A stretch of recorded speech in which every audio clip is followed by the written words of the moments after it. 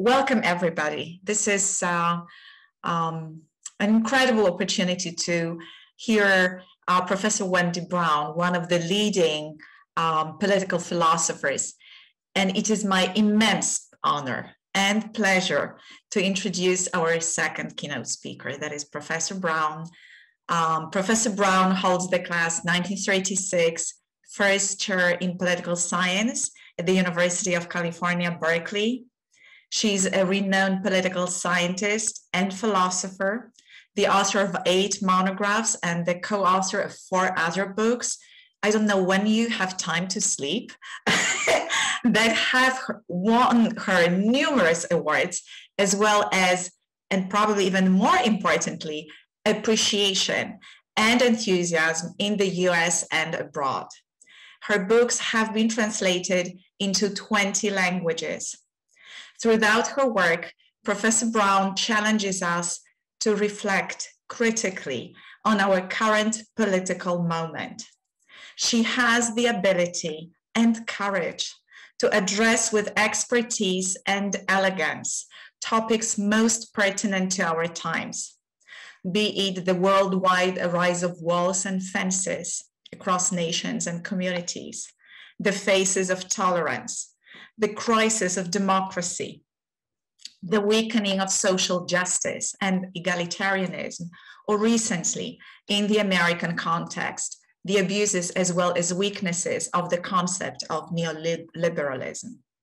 Her most recent book is the critically acclaimed and widely discussed In the Ruins of Neoliberalism, The Rise of Anti-Democratic Politics in the West. I personally came across this really extraordinary work last year after a Zoom conversation with a friend of mine from the States that heard you speak on the radio. The book is an astute, historically grounded, and endlessly enlightening interrogation of the complex mechanisms underlying the rise of Trumpism in the United States that Professor Brown characterizes as neoliberal anti-politics. The title of Professor Brown's talk today is What is Left of Our Freedom? After her speech, Professor Brown will engage in a conversation with Professor Zuzanna Ładyga from the University of Warsaw. Professor Ładyga is Vice President of the EAAS, a literary critic and critical theorist whose works intersect Marxism, psychoanalysis, and contemporary philosophical and ethical thought. After their 30-minute long conversation, Professor Brown will take questions from the audience. Without further delay, let me now turn to Professor Wendy Brown. We are thrilled and thankful that you have accepted our invitation to address us today. The Zoom floor is yours. Thank you. It's quite wonderful to be here. And I'm only sorry we can't all, of course, be literally here together. That magic we have to wait a little bit longer for when we're all in a room together, thinking together, conversing, arguing, stirring, challenging, provoking. We'll get there. In the meantime, I want to thank Eva, Gregors, and Zuzanna all for facilitating this particular moment. And first, before I begin, say something about the format.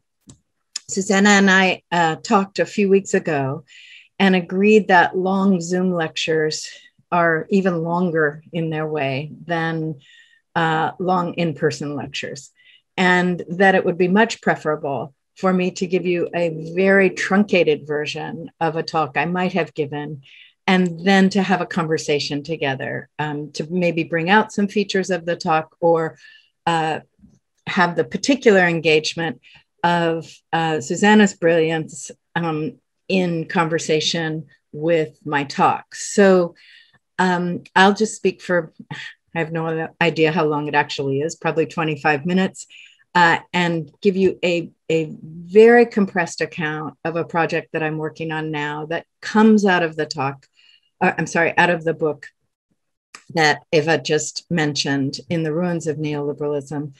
And that's a project concerned with freedom, what freedom is today, what its possibilities are, where we are with freedom in what we used to call liberal or constitutional or bourgeois democracies.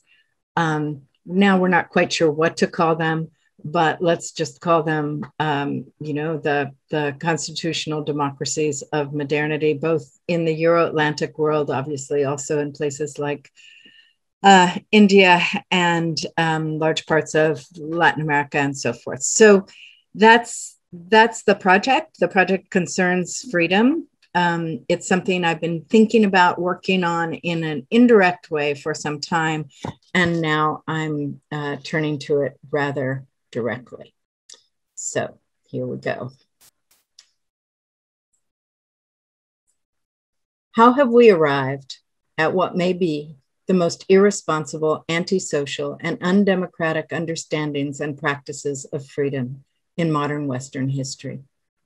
Today, freedom is the contrivance by which already broken political and social orders are further dismembered and degraded, by which social justice is attacked as totalitarian, yet also by which authoritarian political power is legitimated, by which racial, gender, and sexual hierarchies are resecured through conservative Christian annexations of heretofore secular provinces of public and economic life.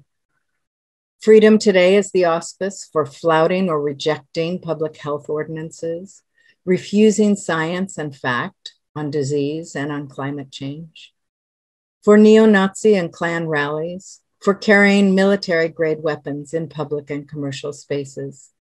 Paradoxically, through extensions of both religious and secular liberty, freedom is also the auspice through which women are denied control of their reproductive lives, LGBTQ rights have been curtailed, and in Europe, Muslims may be restricted in their modest dress practices. It is the rubric for reintroducing Christian prayer in schools and eliminating textbooks on evolutionary science or materials on sex education. Above all, freedom is often deployed today to attack democracy itself. How did we come here? If liberalism's stipulation of liberty as a private individual good quietly ignored social powers of inequality, marginalization, and abjection that bore on its enactment, today, anti-democratic authoritarian liberalism is the political form that has converted liberty into a rabidly aggressive defense of these powers. Divested from popular sovereignty in particular, and democracy and democratization in general, animated by the unprecedented social disintegration generated by neoliberal reason, freedom within this form, what I am calling anti-democratic authoritarian liberalism, is much more than anti-statist. It's anti-democratic, anti-political, anti-social, and too often anti-life. Of course, I rush to mention that it's not only in our time that freedom has turned murderous, supremacist, or imperial. Since their birth, Western ideals of freedom have gifted their beauty and their power both to the dominant and to the cause of retaining that dominance. As critical studies of the intellectual tradition of theorizing freedom and histories of racism, patriarchy, capitalism, and colonialism reveal, freedom has always been Janus-faced, both the brass ring and the knee on the neck for the wretched of the earth. If today's variant licenses especially unsheathed expressions of viciousness and entitlement by the historically powerful, this may index a certain state of emergency for that power. It also indexes neoliberalism's unprecedented disembedding of freedom from social responsibility and from democratic rule. Before considering both, I want to reflect very briefly on freedom as a singularly human need. Given political freedom's abridged and distorted qualities in our time, it can be difficult to recall what makes freedom a radically human problem, even, I might argue, a radically human need. Contemporary discourses of freedom largely figure us as on or off leash, in or out of the cage, commanded or running free. In short, as a certain kind of domesticated animal.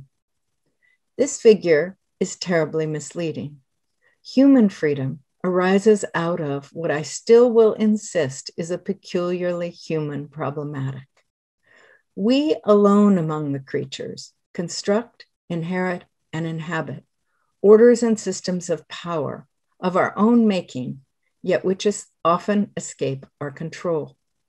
These are often inevitable and unnamed, inevitably complex, and traverse psychic, social, economic, cultural, and political domains of existence. We alone among the creatures are dominated through such powers, and not only by physical strength or command or rules or interdictions or control of resources. We alone struggle to craft and govern our lives, individually and together, amidst orders of power that we generate and reproduce, but often slip our grasp. This includes, of course, powers entailed in modes of production and consumption, in finance and technology, but also powers of culture and religion, and in stratification and subject constitution at the site of gender, race, sexuality, caste, ethnicity, and more. Neither natural nor divine, emanating from yet exceeding human intention, stewardship, or consent. Such powers generate hierarchies, exclusions, subjectivities, potentials, conduct, suffering. And the more sophisticated, globally integrated, ubiquitous, and invasive that such powers become, and I would say this increasing complexity and reach of power may remain perhaps the only way that history can still be said to develop today. So the more complex and invasive that such powers become, the greater freedom's challenges. It is this singular species generativity and potential for collective self-subjugation through that generativity that can be named as freedom's scene. A scene ignored by that figure of us as animals leashed, commanded, or free to do as they please. Indeed, freedom conceived as an individual holding and exercised as personal choice elides the world-making powers through which we're shaped, burdened, and constrained. This is precisely the elision performed by liberalism, which constitutes modern liberal and especially neoliberal formulations of freedom as deserting rather than culminating the long historical wrestle with freedom's meaning and possibility. Locating liberty in the individual and identifying it with non-interference from others or the state, liberalism unleashes us amidst those powers that we do not control, understand, or often name, the powers that stratify, subject, and now existentially threaten us. Blending liberalism with democracy or republicanism little tames the force of this move. Whenever freedom is framed as absence of interdiction, whether that of a master, tyrant, law, or state, it ignores what I am calling freedom's scene. Now, I hasten to add that the formal equality, abstract individuality, and personal choice consecrated by liberalism are not terrible things. We need not dismiss them to dismantle their identification with freedom. It's one thing to cherish those things, another to allow them to displace reckoning with the immense powers constituting, organizing, and dominating us. Today, this reckoning is further postponed by the collapse of progressive narratives, let alone revolutionary ones. As the powers dominating us increase and ramify, the prospect of controlling them recedes, which is undoubtedly why Frederick Jameson's remark that it's easier to imagine the end of the world than the end of capitalism struck such a chord. Again, liberalism, far from providing means to corral and handle together powers that dominate us, facilitates our surrender to them. Neoliberalism completes this surrender. Limning a constricted horizon of human possibility for self-governing, liberalism offers the solace of withdrawal and non-responsibility for the world that we make and inhabit together. And of course, the birth of this creed for withdrawal and non-responsibility coincided, ironically, paradoxically, tragically, with the Industrial Revolution's intense acceleration of the Anthropocene. The Anthropocene, one more turn of the screw. Anthropocenic effects themselves a portrait of freedom seen, indict all formulations of freedom detached from humanly generated powers and their effect on the non-human, which is, of course, all canonical forms of freedom. These effects confront us with the existential, rather than ethical or moral requirement of placing responsibility at the heart of freedom. This indictment of all previous forms of freedom and this requirement of responsibility, these are one piece of freedom's novel predicament today. The other pertains to what freedom has become in the age of anti-democratic authoritarian liberalism, the gangly phrase I mentioned at the beginning and which I now want to open up. So why this phrase, anti-democratic authoritarian liberalism?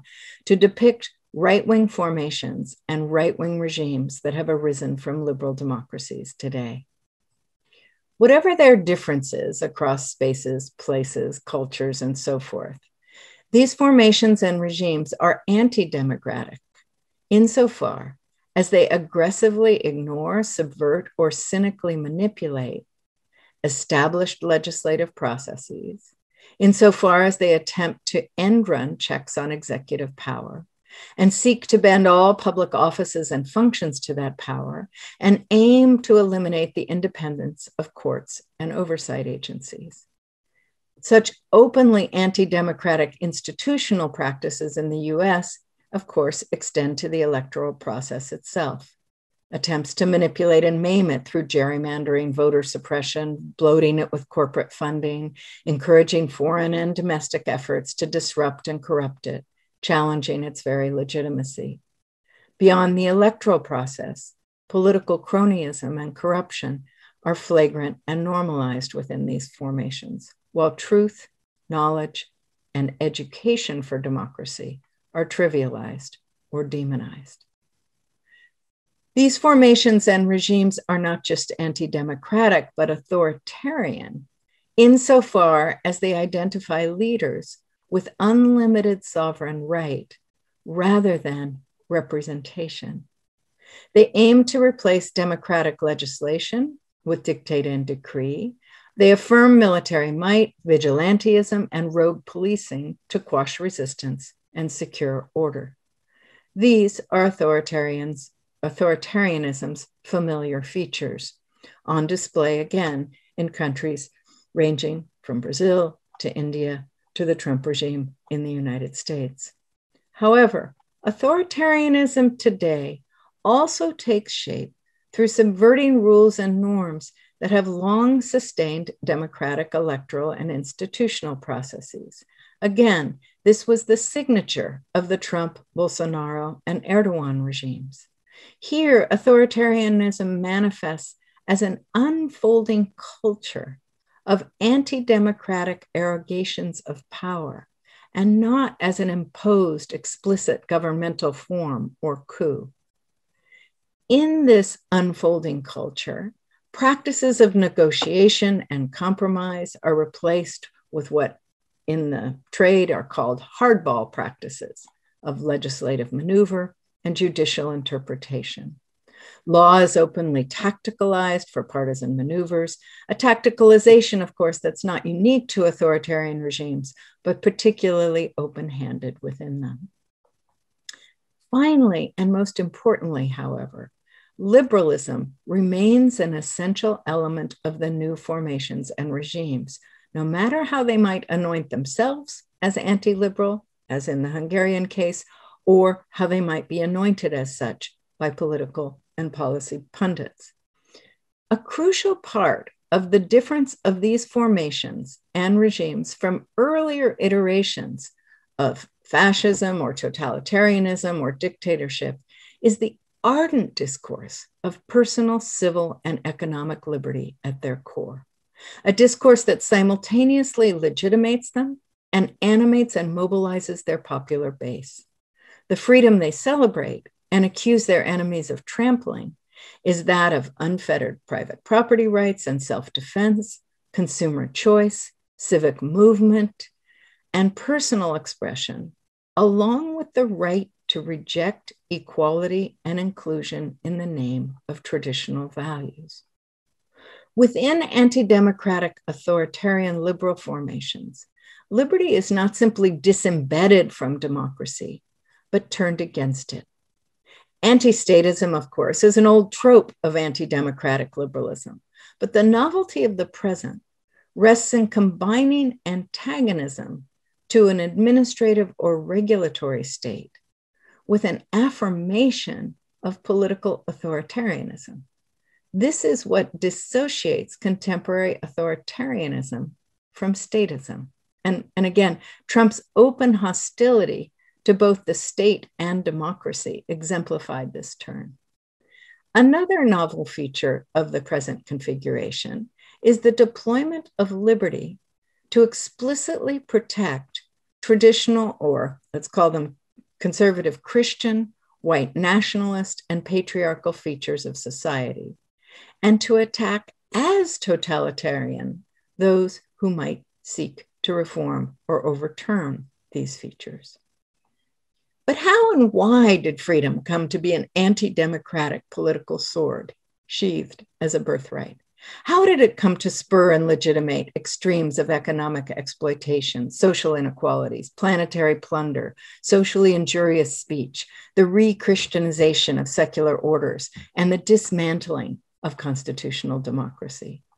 Draped in the innocence of personal expression, private property rights, choice, and conduct, how does it both discredit popular rule and authorize political dictate?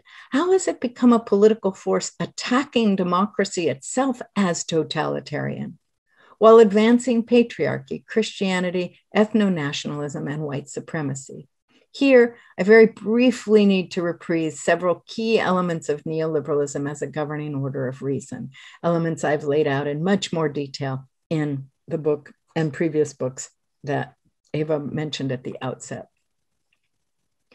Understanding freedom's antisocial and anti-democratic force today requires comprehending neoliberalism as more than a set of economic policies, and instead as a form of what Foucault called governmentality, an order of reason, of governing reason, that, as he put it, conducts our conduct, not only through the state, but across many sites and venues: education, work, health, law, culture, and more.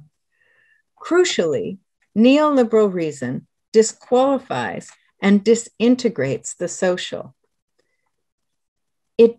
In doing so, it disembeds freedom from a domain that would make its exercise modestly responsible to others, and that features the histories and powers establishing social justice as a democratizing project.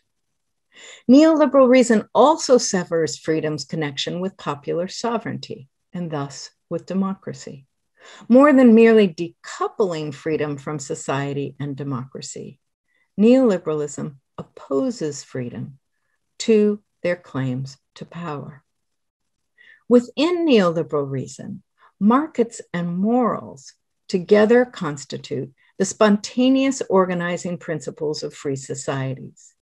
And according to the classical neoliberal intellectuals, neither markets nor traditional morality should be opposed or corrupted by legislated, distributional, or other social justice schemes. For neoliberals, states may establish conditions and supports for markets and moral orders, but must not intervene in their hierarchies or distributions. To do so is simultaneously wrong-headed and coercive. This is what makes popular sovereignty itself dangerous, especially in the age of the universal franchise, where the people in power, according to the neoliberal intellectuals, will inevitably seek to remediate inequalities created by markets and traditional morality. Thus, architects of neoliberalism condemned popular sovereignty as illiberal and literally sought to pry it out of democracy. In sum, neoliberal reason as a form of governing reason detaches liberty from both social justice and democratic rule, hence from social and political equality. At the same time, the neoliberal valorization of markets legitimates class inequality, and the valorization of traditional morality legitimates gendered, racial, sexual, and nativist hierarchies and exclusions. Taken together, these moves make neoliberal freedom even less emancipatory, egalitarian, or compatible with democracy than its liberal predecessor. These moves drain liberal freedom of whatever emancipatory force it once had, detaching it from even the ideal of Kantian moral autonomy, Millian human development, or Tocquevillian republicanism. Anti-egalitarian and anti-statist, freedom wars against social justice. It becomes an entitlement to refuse democratic principles and accountability, and it becomes compatible with political autocracy or authoritarianism.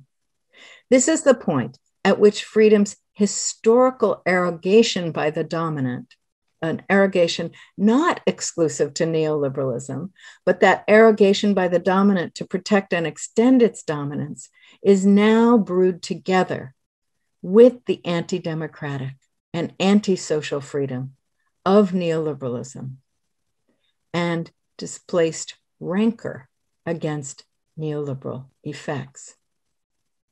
Now, things become darker still as this kind of freedom is dipped in the acid wash of nihilism. Nihilism in Nietzsche's very specific sense of a condition in which, as he puts it, the highest values devaluate themselves because they have become defoundationalized.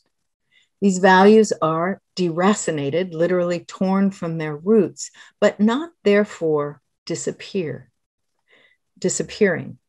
Absent their foundations, which Nietzsche argues, and Tolstoy, Dostoevsky, Weber, others would argue after him, once these values are absent their foundations, which reason and science erode as they topple God, values become fungible, trivial, instrumentalized, easily adjusted to and for other purposes.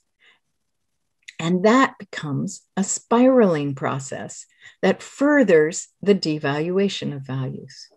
Truth itself is among the values transmogrified in this way. Building for centuries, this feature of nihilism is intensified today as values are openly branded, monetized, and deployed for both partisan and commercial purposes in our time. Now, one consequence of such nihilism, Nietzsche reminds us, is desublimation of the instincts, desublimation of the will to power that moral values had served to restrain and redirect for centuries. Why? When values are devalued, when they're unmoored from foundations and hence from truth with a capital T, this lessens the force for containing or sublimating the drives or instincts that would violate them. In other words, it lightens the conscience that emerges from the sublimation of the instincts. What happens then? The antisocial and anti-democratic form of freedom generated by neoliberal reason is now fueled by this desublimated or disinhibited energy of nihilism. But there's more. The powerful resentments of aggrieved entitlement, white, male, European, American, imperial, is added to this fuel. This resentment itself is largely generated by neoliberalism's global economic race to the bottom and the sinking of the working and middle classes in the global north as a consequence. But the effect is that this neoliberalized and desublimated freedom I have just been describing now is animated by a rage against lost entitlements and those cast as agents of that loss: immigrants, minorities, feminists, global elites.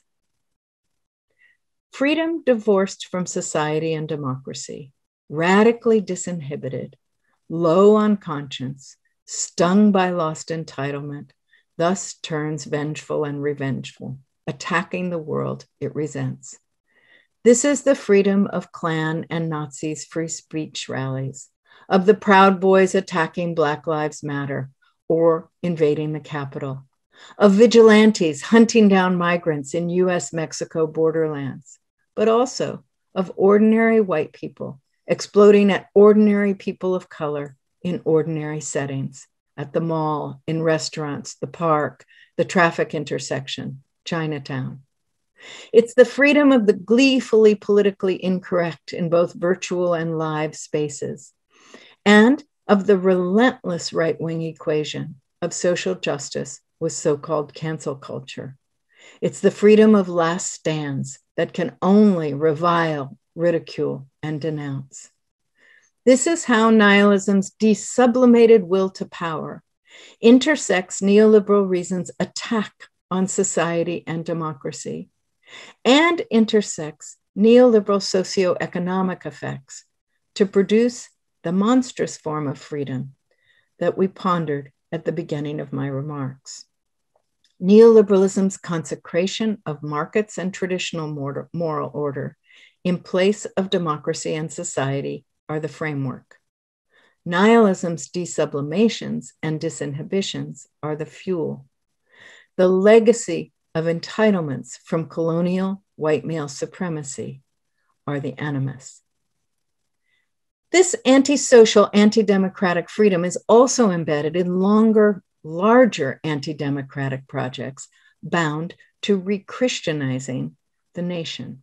Here, freedom detached from democracy and embedded in markets and morality is deployed legislatively and juridically to secure conservative Christian norms entitled to govern in schools, courts, public and commercial spaces.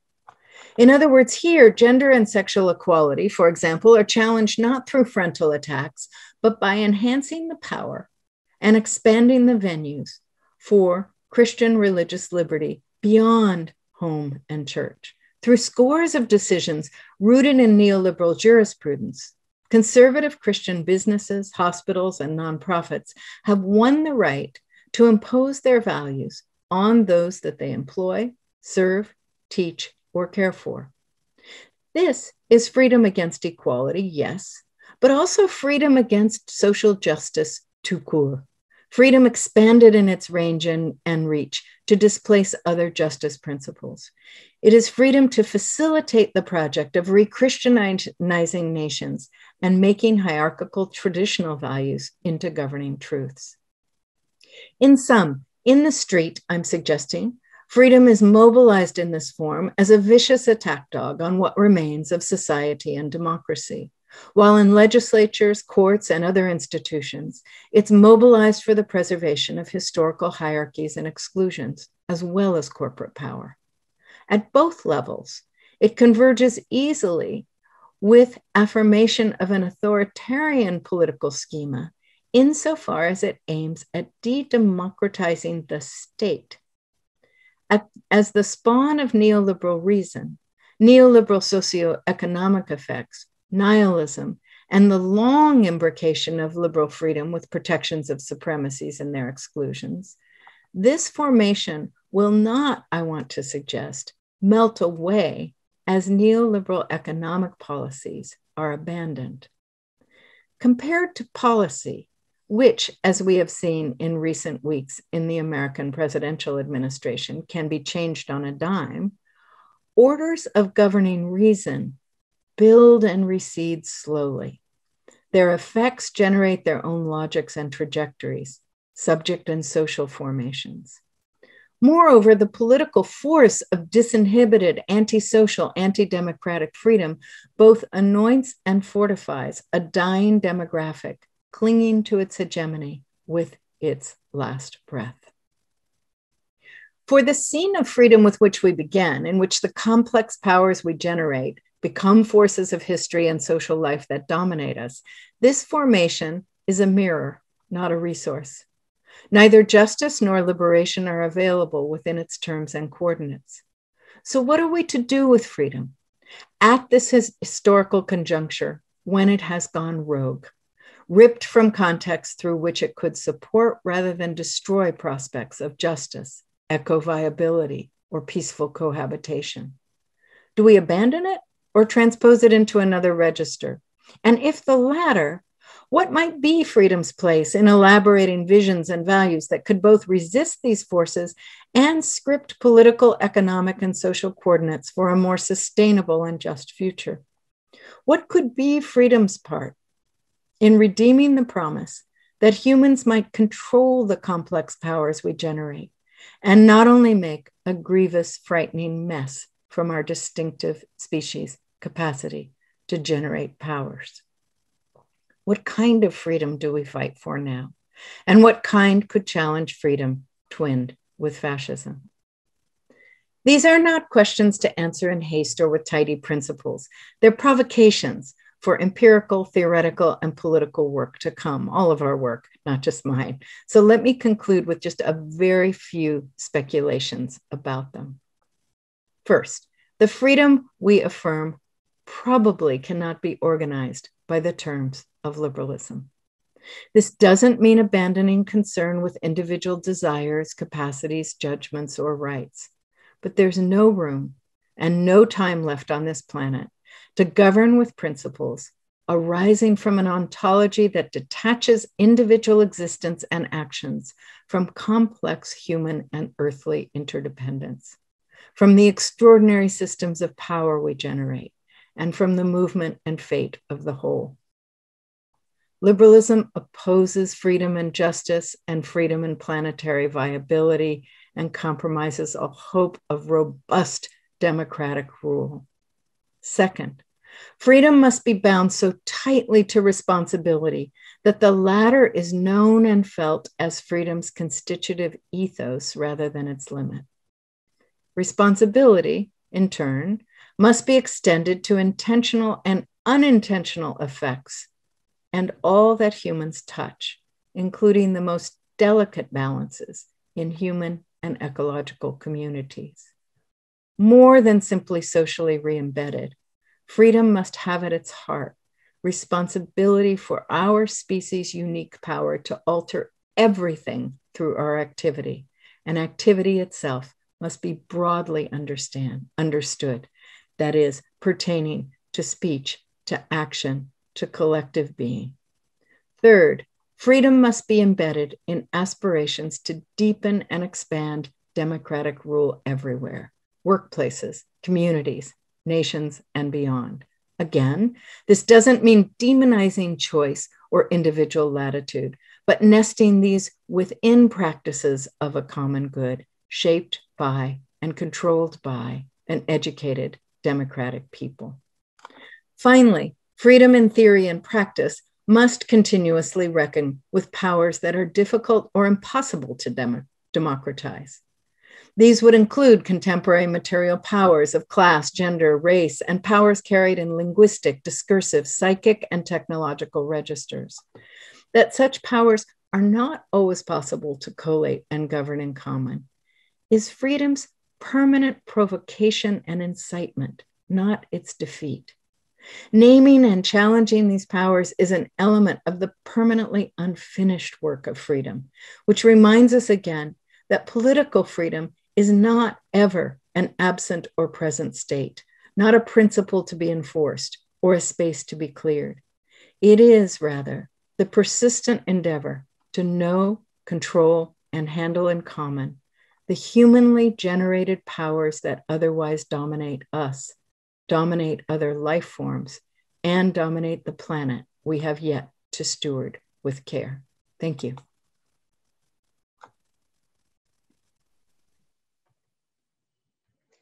Thank you. Thank you. That was wonderful and thought-provoking. Good afternoon, everyone. Let me just remind you to ask questions in the Q&A after we finish the conversation part, so that I have a chance to read them as, and then have a dozen or thousands when I open the chat. And also, perhaps many of the questions will have been answered already. And the chat is, of course, for you to chat, to talk to one another and have comments there. So thank you very much once again with teasing with such precision the relationship between this fiction of the liberal sovereign subject and the present anti-democratic authoritarian liberalism. And you use the word imbrication for it, which is if you understand it geologically, right, it gives you almost an image of this rock, of this fiction of liberal sovereign subject, and against it there stand anti-democratic uses of it, authoritarian, and also those liberal ones, and then it all floats in the acid, which erodes of nihilism, which erodes whatever small niches of resistance you could possibly find there. So thank you for making it so clear. And what I would like to ask you first about would be this asset of nihilism. Because you talked, and its relation to responsibility, accountability, equality. Because today, and also in the ruins of neoliberalism, you pay attention to the fact that you talk about conscience, as you did today, and you say that it's nihilistic dissolution with which there comes the dissolution of the will to power, of potency, capacity to act, to do, is also as well leading to the dissolution of responsibility for ourselves and for others. So there is this loss of connection between potency and responsibility. And you also gave examples of how angry white male supremacists, angry Karens in parks are perhaps a festive examples of it, right? Like very caricatural examples of that, festive, using Nietzsche's word. So there is the weakening of the will to power. In nihilism, there is losing of the sense of responsibility and then losing the understanding of equality. And that's a line. So it's a tragic situation, and you emphasized that Nietzsche was saying it was tragic, but then being ambiguous about nihilism, Nietzsche also said that it is a disease that carries within itself a cure, right? That is a crisis condition and sort of like a teaching moment. And he says it's a moment of the deepest self-reflection of humanity.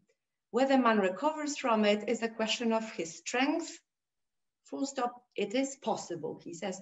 So the question in short would be, where would you locate the source of such strength?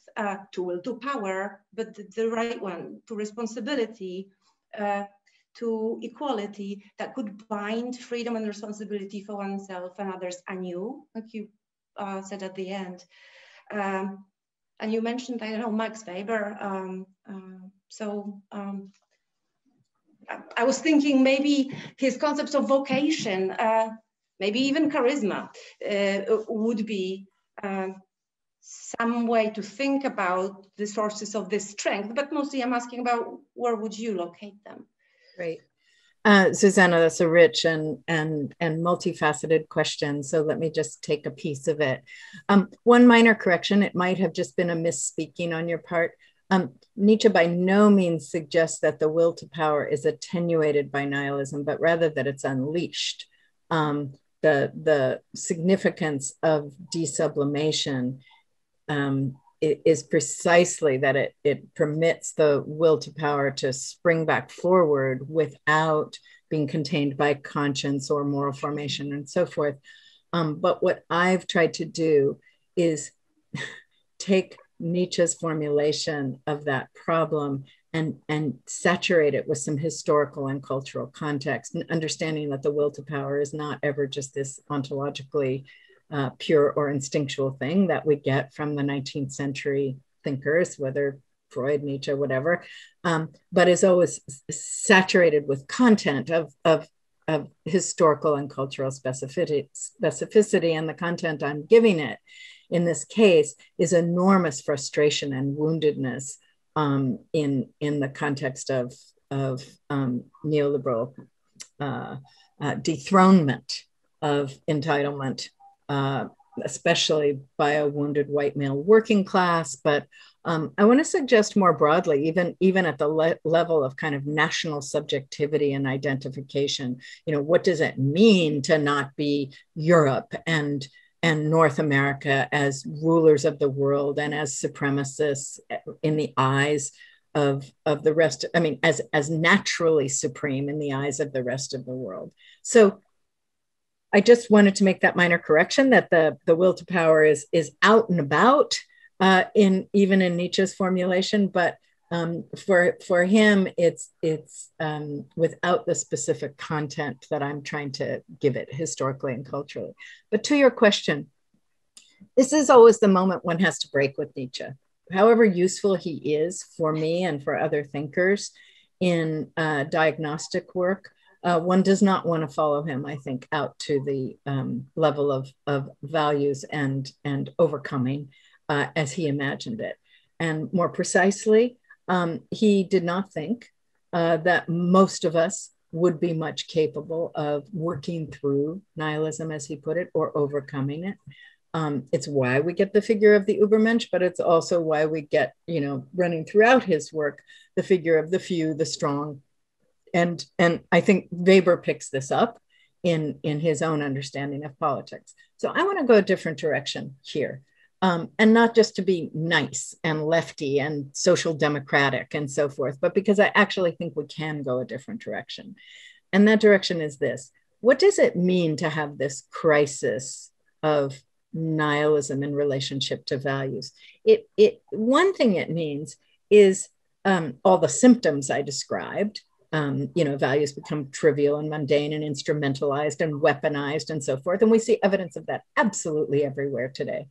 But another thing it means is that it can be interpreted, even imminently to the relations that have produced this crisis, as a call for founding values some other way than at the level of a God or nature.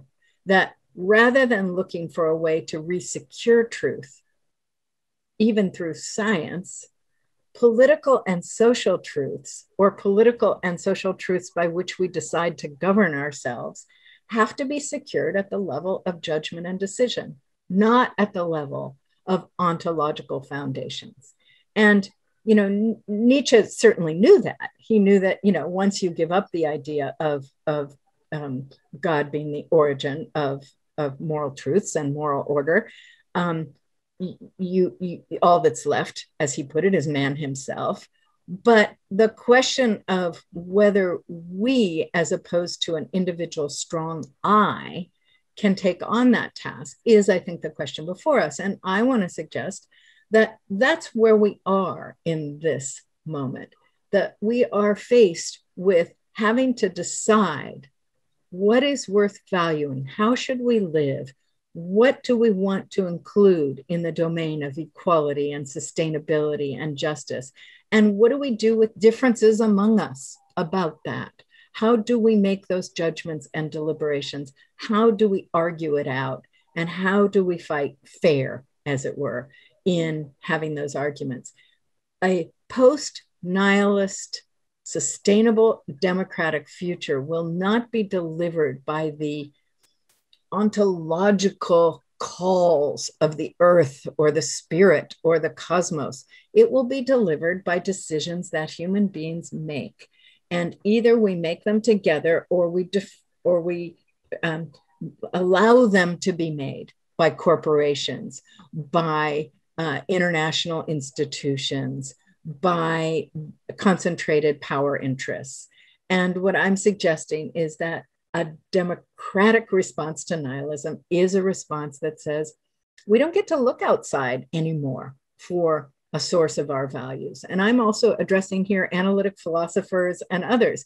We don't get to arrive at them by pure logic or foundations or sources outside of ourselves. We arrive at them by thinking together what needs to live and what needs to die. What do we think we want to value and place at the center of our concerns as a village, as a region, as a nation, as a world, and what do we shed? And that is an enormously hard project. I'm not saying it's made any easier than Nietzsche's solution to overcoming nihilism. But it is, I think, the 21st century project, recognizing that the answers to those questions are in rooms of human beings or non-rooms of human beings, spaces of human beings. They are not in technologies, in science, in gods, or anywhere else. Right, yes. But then the question that arises is that okay, if we have genealogically x-rayed everything and we almost know that we need something new, that we cannot rely on the knowledge that we've had already, and we set up to do what you're just saying, then the question of equality is still requires attention, because we can all do the vocational project of Weber and say, let's all be very self-aware and very honest and truthful and dedicated and to whatever we do, and engage in teaching something that will help people's lives every day, for instance. But this is, and also have the knowledge to do this and do this for the common good. But it's easy to set up a set of ethical principles like that for oneself, or political principles like that for oneself. But then there comes in the question of equality being very often misconstrued as the sameness, or this need, which is probably also the result of nihilism, to think in those pedagogical, dogmatic terms that my ethical rules, my idea of vocation should be everybody's, because I think it will lead to a greater good. So that's why I was also asking in this question about how to think of equality as not sameness. The question of tolerance comes in here as well.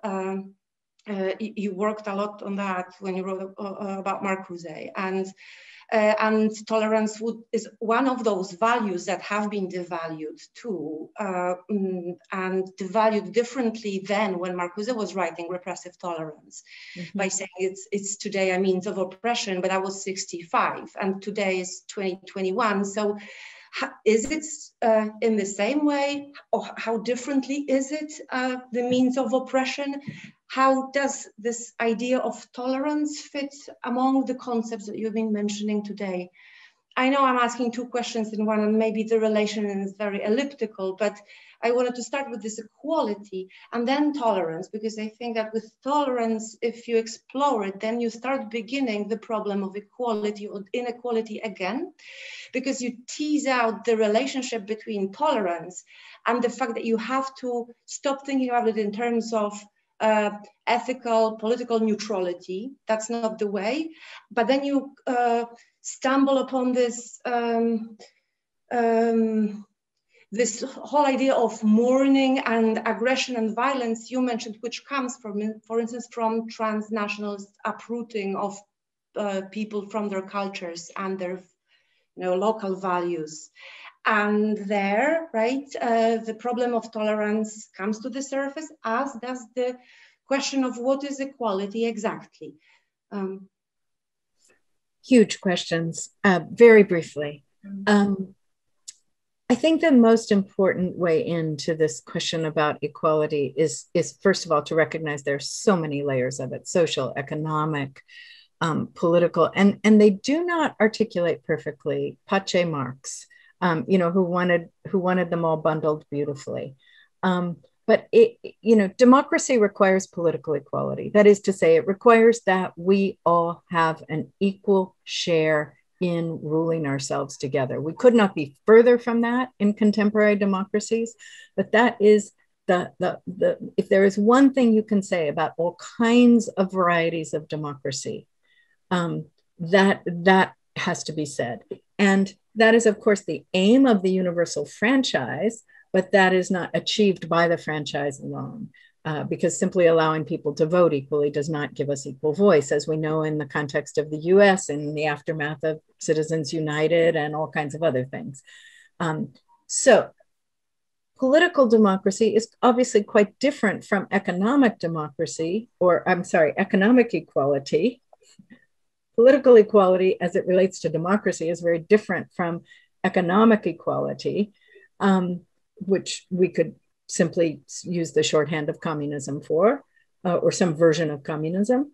And that in turn is different from social equality, which has to do with all of the different markers of social powers that stratify and subject us. So we need to break it open. And then to your question about tolerance, look, I would probably write a different book about tolerance now than I wrote in whenever I wrote it, I guess 2006, 7, 8, that period of time, responding very much to the deployment of, at that time, of tolerance in democracies struggling with multiculturalism, and in the aftermath of 9/11, and tolerance becoming a civilizational discourse to demarcate the so-called tolerant societies and distinguish them from the so-called intolerant societies. And, you know, at that time, those were the two foci. Now I would probably go note that tolerance has become a different discourse. As you said, it was different for Marcuse in the mid-60s, and is different again today. But what I think I would still argue about tolerance is that while one never wants to argue for intolerance at a social, cultural level, one may want to argue for intolerance of certain moral practices or certain individual expressions. That's another matter. While one never wants to argue for intolerance, tolerance is, for the most part, a discourse of power that substitutes for equality. It is, for the most part, a supplement to equality in the Derridian sense, rather than an interchangeable word for it. And it tends to be used by most progressives in the opposite way. It tends to be used as if it's even better than equality. And I want to suggest it mostly substitutes for it.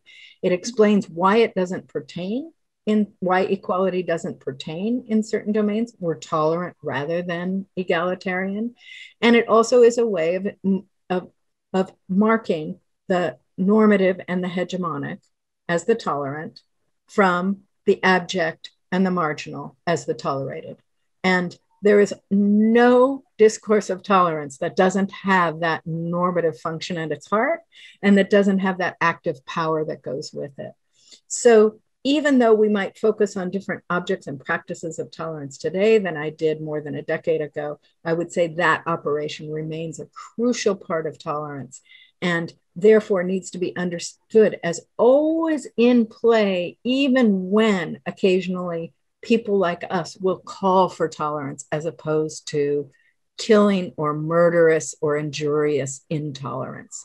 For example, the hounding or rejection or attack on immigrants or on Muslims or on LGBTQ people or whatever, that we don't have another language to bring to that demand for restricting such violence.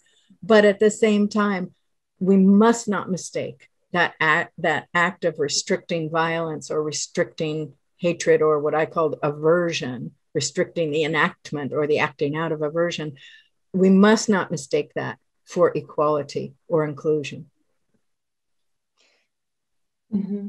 Thank you. The reason why I asked the question about tolerance and linked it to equality is now I think because I was thinking more of linking it to responsibility, because of course I agree with everything that you say on what tolerance is, and that this is one of those horrible discourses that never did anybody any good. But it's interesting how, well, I want to say that it did do some good. It stopped really bloody, religious wars. It's not as if, there are these people who have these benign versions of tolerance. First you have tolerance, then you have equality. I reject that. And you do too. But I don't want to say, throw it out. I want us, this is where we get lost sometimes in critique. If you critique it, you're rejecting it. No, if you subject tolerance to critique, you get that opening up of its powers and its abjections and so forth. And all I've ever had to do to really convince people that tolerance works this way is asking them, how do you feel when you're tolerated? It's a horrible feeling. It's an absolutely horrible feeling to be tolerated. Okay, I interrupted you, Zuzanna. No, and this is not, for me to talk here, but I just wanted to explain that, of course, I understand that tolerance was a different thing in the Middle Ages, and then it was a different thing in many places, and then it's a different thing for Marcuse, and it's different now. But what you were saying just made me think of the connection between tolerance and responsibility, and how that discourse somehow eludes the question of responsibility. And when you were talking now, I was reminded of one lecture I heard by Terry Eagleton, where somebody asked him about terrorism, where he very soberly responded that, well, it's our culture too. And he quoted from Shakespeare saying, Prospero and Caliban, that dark thing I take as my own, I acknowledge as my own, and that we should be accepting those parts of things that this white supremacist discourse does not tolerate, as precisely also signals of the fact that that part of responsibility for how interconnected that culture is has been lost. So that was perhaps the point of my question.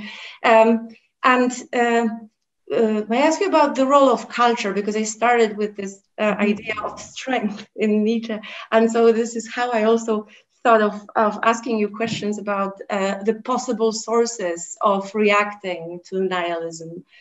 And rebuilding values, which is what you talked about today, and restoring those connections that you talked about today between certain aspects of how we function as communities. And culture, naturally, in the context of such a conference, comes to mind, right? Because culture has been, Frankfurt School and so on, stripped of its critical potential, right? That it cannot really intervene any more, that its critical function has been lost, the function to critique. But I was thinking together with, as you know, with Raymond Williams about some things that one can say about cultural practice, including the practice of academia, of course, not just art of any kind, of culture as having this potential for generating what he called emergent values. And I thought about this because you're talking about values here. The emergent values being opposed to residual values, which are, of course, the ones that sustain hegemony and hegemonic culture.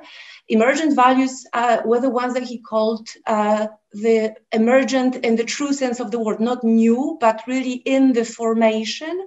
And he also called them radical. Radical also in the strict sense, like going to the roots and not just being extremist. And I wonder what you think about this. How would you relate the way you are thinking to his idea of emergent values and what culture can do? Sorry. Yeah.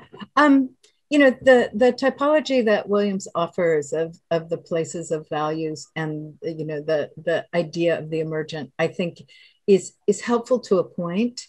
My own tendency is to think more with the 20th century continental, and we could call it Foucauldian, Deleuzian, et cetera, framework in which we appreciate the extent to which values will always be immanent to the relations of power through which they're created, that there's an immanent relation to emergent values that I think is somewhat neglected by Raymond Williams' beautiful formulation. I mean, I find the text rich, but it's Foucault who gives us this appreciation of the extent to which you're not just going to get emergent values in culture, they're going to be emergent from and in response to and resisting, but also contained within extant relations of power.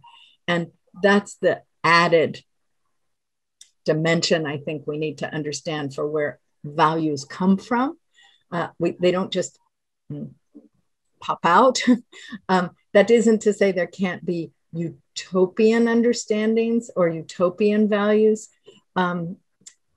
emerging.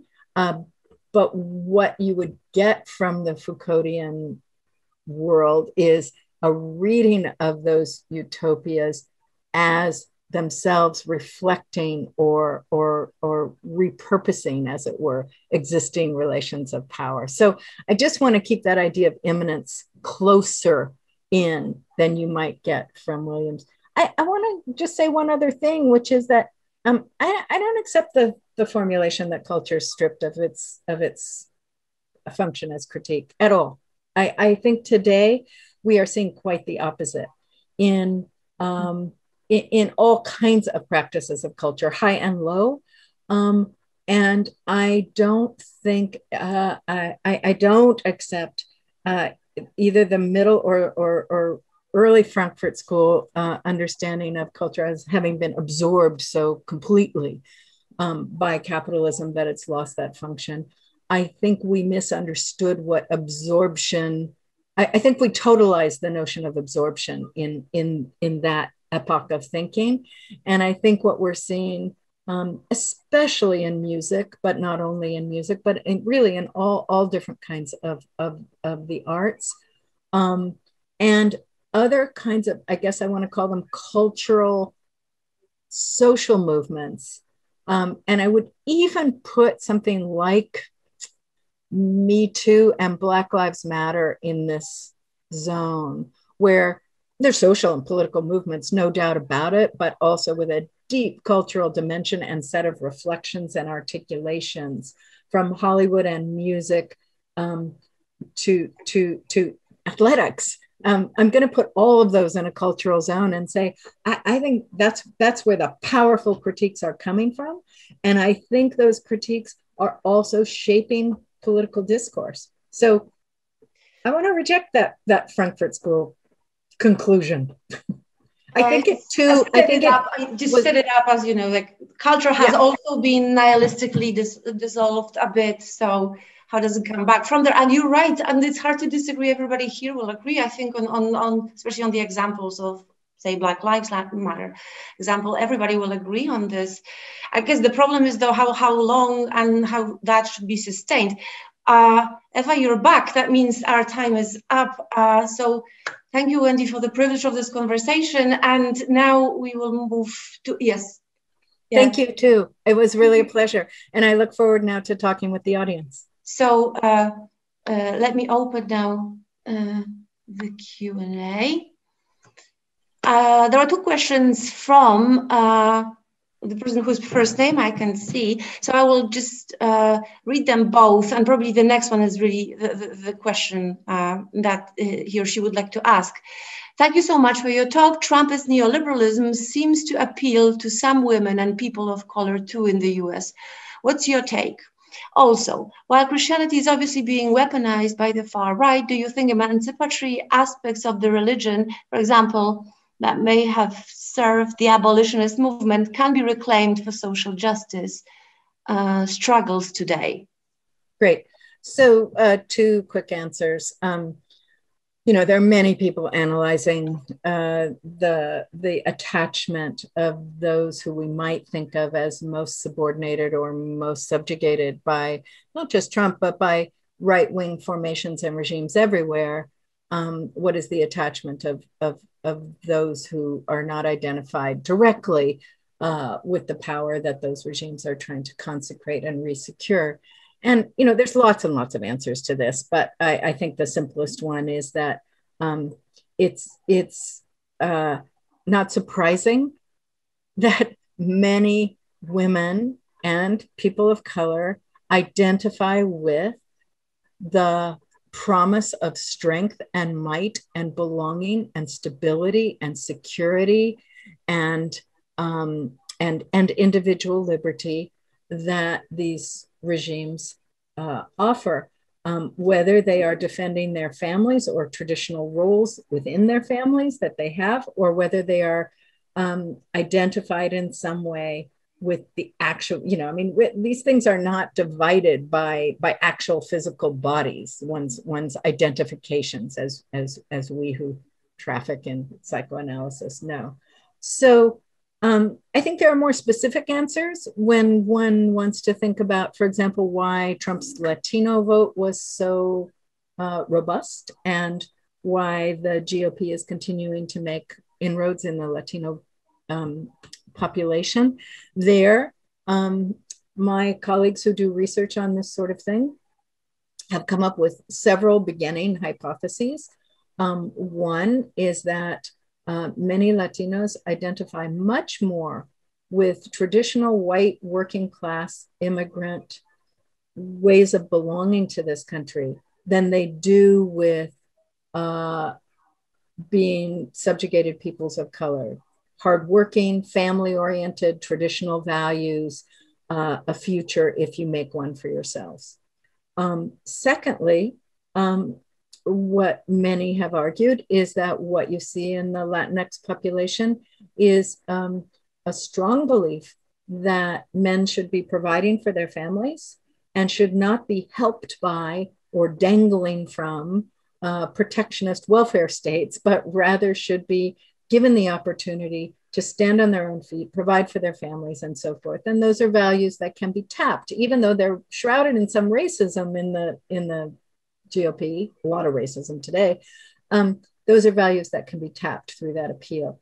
So there's more to say there, but I think, it's no surprise that the white working class, the white male base of the Republican Party and of conservatives, or if you want to call them more accurately, I think reactionary political formations everywhere have more than simply that identity group in their ranks. The second question I'm going to try to be briefer about, but I have to remember what it is. Oh, of course, religious traditions are not restricted to right-wing purposes. I mean, yes, that's just a given. And there's all kinds of emancipatory force in religious traditions, including those that are most identified today with hard right formations: Hindu, Christian, Jewish. Each of them are in some way mobilized today to secure very right-wing regimes. But that doesn't mean that there aren't within each of those religious formations emancipatory, liberatory, social movement-oriented potentials that have long been mobilized and used. Okay, the next question. Just escaped me, from Agnieszka Graf. Thank you for an insightful lecture. If I understand, you argue that neoliberalism is the ground for authoritarian regimes and ultra-conservative religious movements. This seems to be clear about the US, but what is your take on welfare chauvinism, right-wing regimes which openly attack Western liberalism, Orban, Kaczynski, our Orban, and engage in generous policies that consist in redistribution. Ultra-conservative movements also tend to attack the free market and individualism. Do you read this rhetoric as a smokescreen, or are you willing to consider that there is a powerful right-wing response to neoliberalism? Agnieszka, I think that's absolutely right. There is a powerful right-wing response to neoliberalism. We already saw it under Trumpism as well as the other regimes that you describe.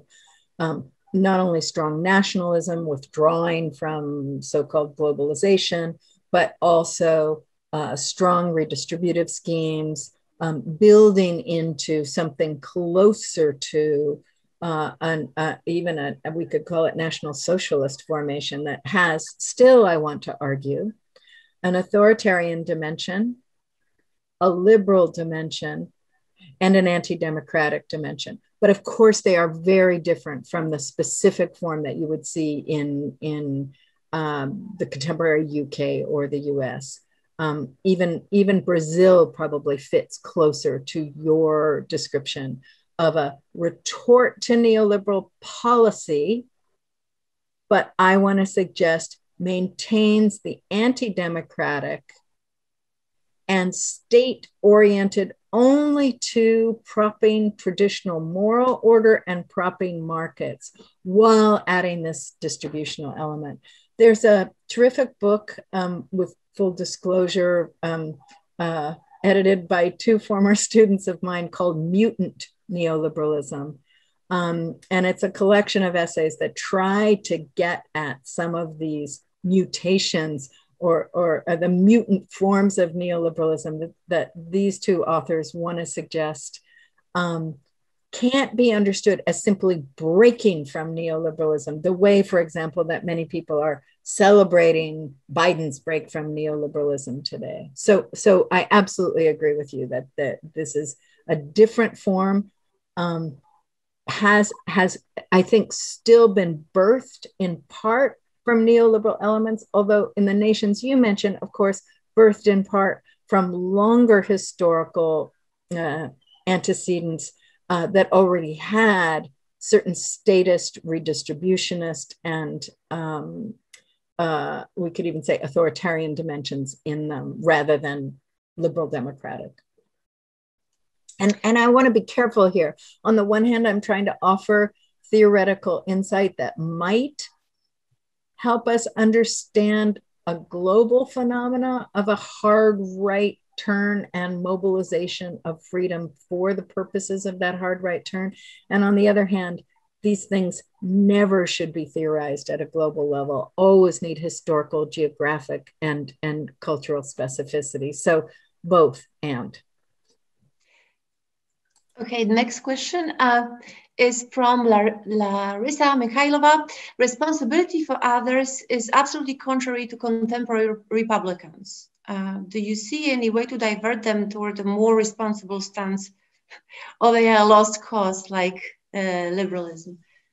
Well, I don't think, I mean, you know, what we've learned, of course, in recent months, but new for some time, is that they are not one group. And I think, you know, many of them would argue that responsibility for others is exactly what they consider to be at the heart of their concern, except it's responsibility for family or community and so forth. And I think that there's possibility. I don't think conversion is probably the apt lexicon here, but I think there is possibility for transforming some who are attached to traditional values and a certain kind of economic order, as that economic order is increasingly discredited from left to right for the very reasons we just talked to. The right wing was already giving up on many of the economic principles of neoliberalism. And now what we see is mainstream or, you know, liberal centrists, which is what we thought Biden was until he steered so hard to the left for various reasons we could talk about in another hour. What we're seeing is neoliberal economic principles are being abandoned right and left. The question is whether we can get to this larger governing order of reason, the anti-democratic and authoritarian and anti-social justice dimensions, and begin to break those open among people who have hearts, care for, I'm not talking about, you know, the real jerks. I'm talking about those who, or simple power opportunists, but those who have hearts, have cares, are deeply engaged with family, with community and beyond. The question is whether that's reachable through a post-neoliberal and post-nihilist appreciation of how values are developed and deliberated about. Next question is from Kasper Barczak. The desublimated form of will to power that you have described, aren't they forms of what Nietzsche would rather be calling resentment? And if so, resentment is also an attempt to subdue or deny will to power. Okay, all right. So here's what I'm trying to say. Nietzsche gave us this formulation of will to power. Or, I mean, you know, in Freud, we also have the idea of, I mean, he's the one who really is the powerful theorist of sublimation and desublimation of the life and death instincts. And we could, you know, without too much mangling, though I'm shy about doing this with Zuzanna watching, we could put Nietzsche and Freud together here talking about unsublimated or desublimated instincts. What I have tried to do is get that appreciation of sublimation and desublimation moved away from a relatively essentialist formulation offered by Nietzsche and Freud, in which there's simply instinct, and then it's contained, and it's subjected, by the making of conscience and by the authority of culture and of the father and everything else. And one begins to attack oneself and become neurotic in Nietzsche's case, or lacerate oneself in Freud's case, or lacerate oneself and become neurotic in another sense in Nietzsche's account. What I'm trying to do is suggest that ressentiment in the form of today, in the form of rancorous rage at a lost sense of belonging and entitlement and the American dream or any other dream, the European dream, the UK dream, that has to be understood as brewed into or saturating that so-called instinct of the will to power. So we're not just getting a desublimation of a pure will to power that strikes out randomly in destruction and aggression, but rather we're getting a desublimation of a personality formation that imagined it was entitled and belonging in certain ways, is wounded in that imagination and is striking out against specific others, feminists, Muslims, immigrants, and the demand to care about the world. And so they're not the same, that ressentiment and that will to power. But what I'm trying to get at is the way that the aggression that is decontained, the disinhibition that nihilism produces, is coming out in a very specific and ugly form. And that there is an element you can desublimate and not be attacking immigrants. You can desublimate, you can disinhibit and not be actually turning that into a vile assault on non-white America. But when this wound is what's at stake, the desublimation will be animated by that. And these are imprecise formulations, but that's the brew, that's the mixture, or what you called, you underscored as the imbrication that I'm trying to get at. Okay, next question. Philip, you see, Wendy, this question, but Philip has withdrawn it because he said Agnieszka Graf has already asked it. He says that later in the chat. So I'm moving on to the question by Krzysztof Rawiński. Thank you for your talk. You put responsibility and generativity at the core of the concept of freedom, which therefore seems to rest on a notion of self-determination, a term that has historically sustained the liberal subject and its implication in colonial and imperial formations. And this connection is this connection necessary to keep freedom, or are the ways of salvaging the concept of freedom as a concept decoupled from notions of self-determination, agency, and subjectivity? Oh, I see. Great. No, I actually am trying to shift responsibility and generativity to a more collective understanding. I think precisely our problem today, when we think about so many features of a left response to the climate crisis, the biodiversity crisis, other ecological tipping points, but also to social justice and so forth, is to individualize one's response to it. So you buy from Black enterprises, you make sure your consumption and disposal practices are ethical. All fine, but that has nothing to do with reckoning with the collective generation of the powers that have produced these problems in the first place. I'm not arguing against those little ethical practices, but they tend to consume much of the political sphere, especially among the young left. And I mean, not all of them by any means. They're also responsible for having rattled and shaken this world to its senses. So I'm not condemning that young left at all, but I do worry about the preoccupation with ethical consumption and living so that responsibility and freedom and other such things are all made into individual practices. I'm actually trying to move us, and this is why I was looking at another question that I think ties to this. I'm just looking for the other question that was also trying to, maybe it's Christina's just below. Yes, it is Christina's. So I'm going to just tie my answer to Christina's question as well. That looks at the ways that Christina's trying to get us to think about whether we must bind our judgments to political deliberations.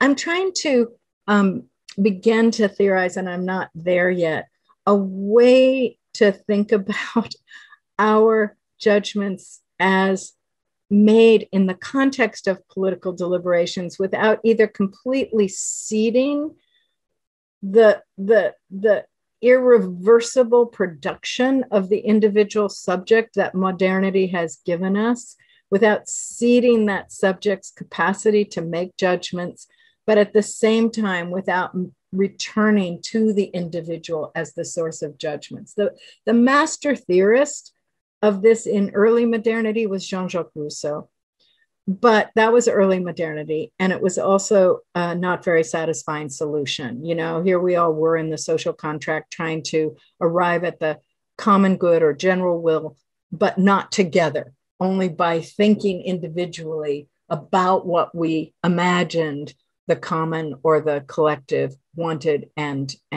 was good for it. But there were a lot of magic tricks in that we can't afford. So the question is, how do we let ourselves, our thinking, be shaped by deliberation without giving up our individual judgments, and at the same time without withdrawing when our individual judgments aren't heeded or listened to? That's an old question in deliberative democracy and political theory, and I don't think it's ever been handled without methodological individualism at its heart. So that's the problem I would like to get at, but I'm not there yet. The next question, I think Grzegorz has already moved Christina's question to the answered section. So I think the last question for today will be from Mirosław Mirnik, who asks, could you shed some light on what you mean by rejecting science as a source of social political ideas? On the one hand, this can be interpreted as a rejection of the scientism that for ages supported racism and sexism. However, the rejection of science also underwrites much of the neoliberal denial of climate change. Miroslav, thank you so much. I would hate to have somebody go away from this talk and say, well, Wendy Brown said, we have to turn away from science as we arrive at our political values. That's not what I meant. What I meant was simply this. We will not find, Weber taught us this, we will not find the values by which we think our political life, our policies, our goals ought to be organized in the science itself. Science, especially climate change science, but also other kinds of science, can be very much, must be part of how we think about our problems. But finally, the question of what we value, human life, other earthly lives, wilderness, housing, the question of whether we want to prioritize reducing inequality ahead of other kinds of political values or political purposes, or whether we think something like stemming the climate crisis by any means possible means we set certain kinds of egalitarian, but also perhaps even democratic deliberative processes aside. Those values, and I'm giving concrete policy decisions within those values, but also the very value of community, of art, of education. Those values will not come from science. They will come from decisions about our interpretations of where we are, scientific and non-scientific. So I'm not rejecting science as such. I'm rejecting it as the source, as many techies and technocrats believe it to be, the source of the answer, what is to be done. And that what is to be done question is always a human question. It is not a science question. Of course, it's a science question when it's simply a matter of, do you keep this in the refrigerator or out? But those are not large public policy questions. Those are other matters. Okay. I think we have to finish. Eva, your mic is off, so we can see you nodding. Yes, no, what I was trying to say, because it's been an hour and a half, and that has been very intense. That must have been very intense for Professor Brown. And I would like personally to thank you. And I hope I'm speaking on behalf of all those that are muted in the audience, speaking of power, that it has been a superb lecture. And I would like to thank you so very much for answering those questions in such a nuanced way. Yes. And, taking the time. Thank you so very much. I do hope that we can host you at the University of Warsaw. It's really something. And after this lecture, I'm absolutely convinced that this is a must. We wish you all the best in your future endeavors, and continue writing those really insightful books that provoke and that challenge the audience. And that's really what they are doing very well. Thank you so very much for joining us. Zuzanna, would you like to add something? Yes, I would like to thank as well. Thank you, Wendy. Thank you so much. Is it the subtitle of the book on freedom going to be "What Should We Do"? I have no idea yet. Titles come to me very late, and sometimes they come well and sometimes badly. But let me take this opportunity to thank all of you and to say how much I always enjoy talking to the American studies people in Europe. I only wish we could go out for drinks now, although it's very early in the morning now for me, but for you, and continue the conversation, and I could find out what you're thinking about. But I also just want to thank you for having me today, and I very much look forward to coming to Warsaw someday in the future. Thank you. I hope you will. And thank you for all the inspiration with nihilism. And thank you everybody for staying with us. Thank you. Thank you. Bye. Bye-bye.